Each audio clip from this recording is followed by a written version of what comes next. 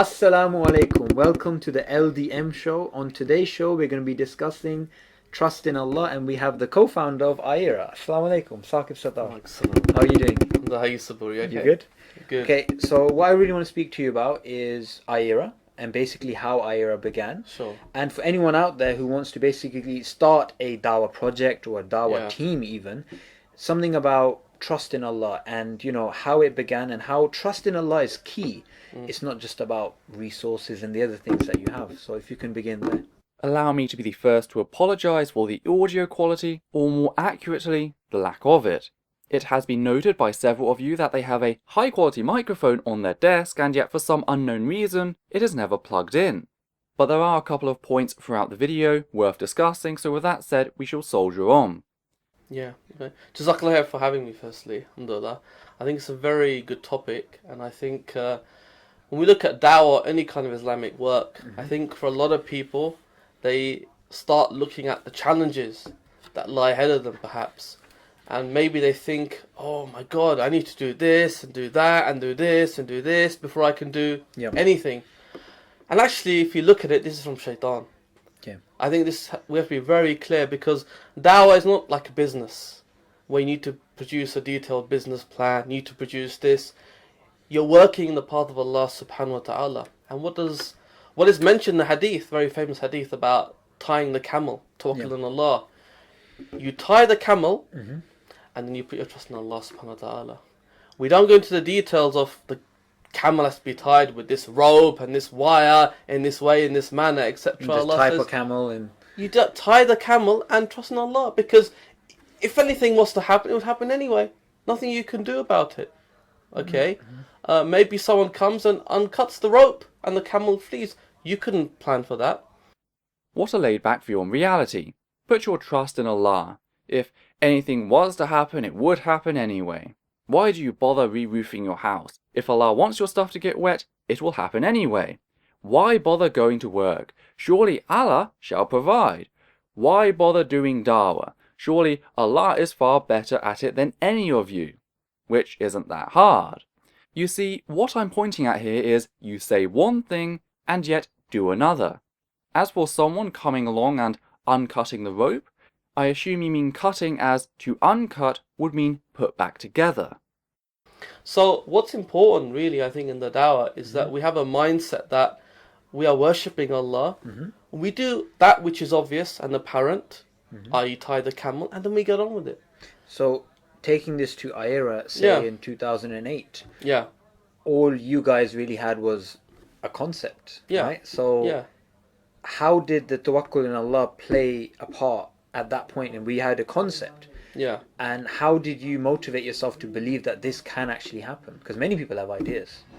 No, absolutely. And I think, this is a very key point. Really, from our point of view, we were talking for a while in terms of, look, this is what the community needs, what the ummah needs. And it just dawned on us that actually the opportunity is now. We have the relationships, we have the know-how, the basic know-how of how to put together a team, how to get funding. We've got relationships, we know how to do Dawah. I mean, I hope so. Abdurrahim will stay. If not, I'd be worried, okay? Well, I wouldn't be so secure in that position. Having tackled iERA content across all of its media fronts, I can inform you with clarity that the arguments utilised as supposed evidence for God are so primitive as to be laughable. I have never come into contact with an argument which has stood up to any level of investigation. All I find are fallacies galore, poor reporting, and even lying whilst in full knowledge that what is being stated is wrong. I think you have severely overestimated iERA's capabilities, and perhaps that explains why fronts such as that on YouTube has pretty much died. It's taken less than 2 years to kill your channel. All you now upload is the odd street Dawah video, which is the lowest form of discussion, or adverts for your business's merchandise. That's pretty much it. And we said, you know what, we can do it. Why don't we use our skills, our ability at a very basic level to set up the kind of organisation that we always believed we wanted to be part of and we believed was needed? And that was it. we said, let's do it. What should we call it? I remember it took us maybe 20 seconds. We said, do some research, education. Islamic Education Research Association, actually, we called it. But I changed to Academy afterwards. Okay. So, maybe I shouldn't have mentioned that. But Too much detail. And so you join the ranks of the many pseudo-intellectual establishments such as the Institute for Creation Research, the American College of Pediatrics, and the New Atlantis Journal of Technology and Society. Calling yourself an academy does not give you that quality.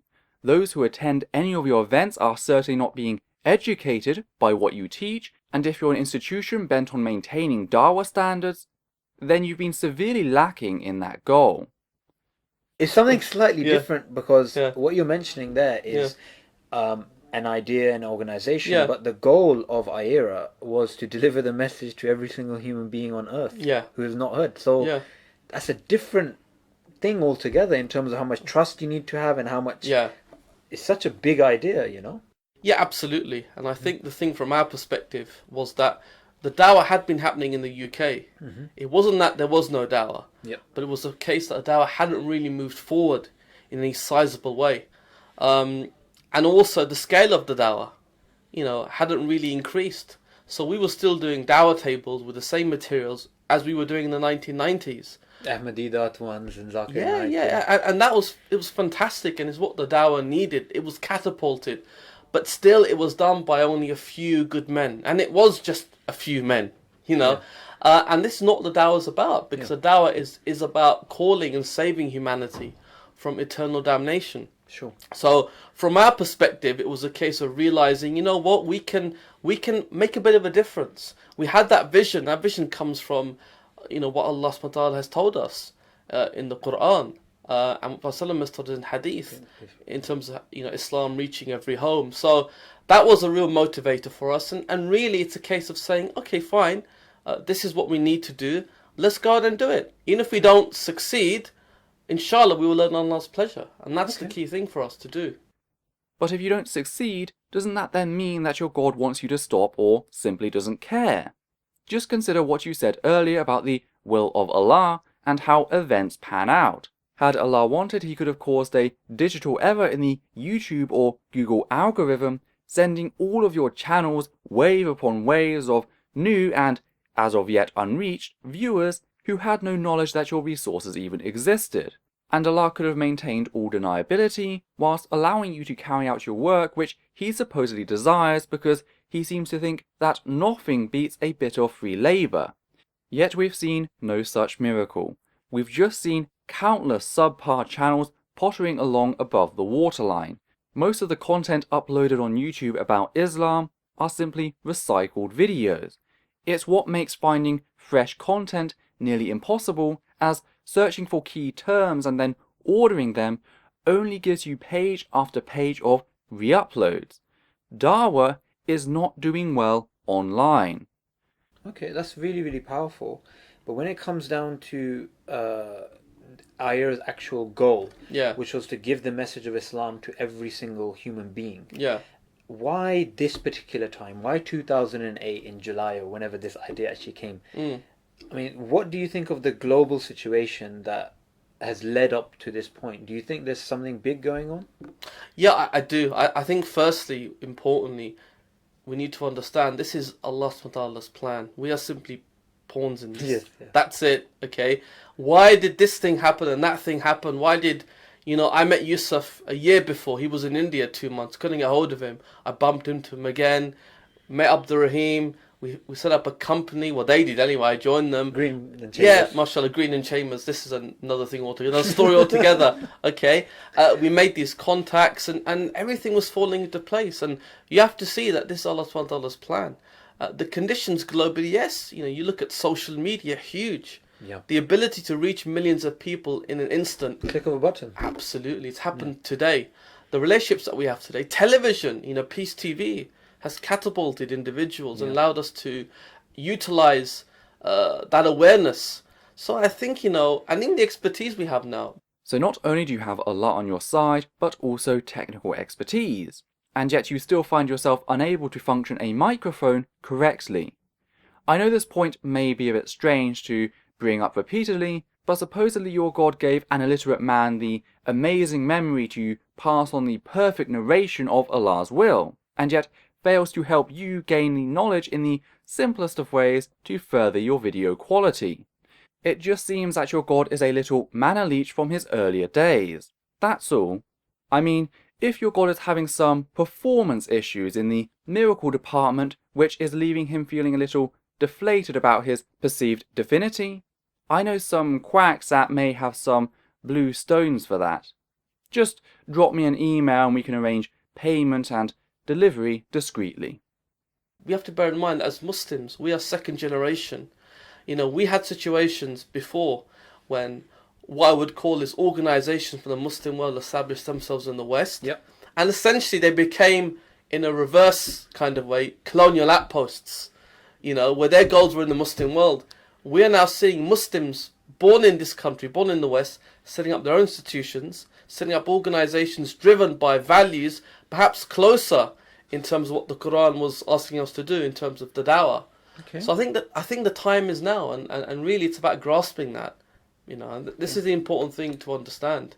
It's not about detailed planning and thinking. Just get out there and do it, inshallah. Excellent. I'm not saying don't do any planning, but make it simple. If you're cooking breakfast, you don't make a checklist or do a SWOT analysis. Okay? You just know, I need to get the eggs, I need to get the oil, I fry the damn things and chuck it on the plate. Khalas. Okay? Put the eggs on the plate. If you don't, you waste your time, and have an egg on your face. Okay. So just do the Dawah. On that brilliant note, I think everybody watching has a very good idea. It's about proactivity. Yeah. And putting your trust in Allah. So fantastic. Thank you so much for coming on the show. Not a problem. We'll see you again, inshallah. Inshallah. I think Sabor Ahmed is actually in love here. Like the way in which he's been giggling throughout the entire video reminds me of young children who are just starting to explore the realm of romance and are a little bashful in the way they express themselves. But anyway, silly giggling and poor microphones aside, this video really sums up my observations of iERA. Just the absurdity of how they think they are operating versus how they are actually operating really doesn't paint a pretty picture. So who knows, maybe they'll up their game sometime, but seeing as it's been 3 years, I'm not hopeful.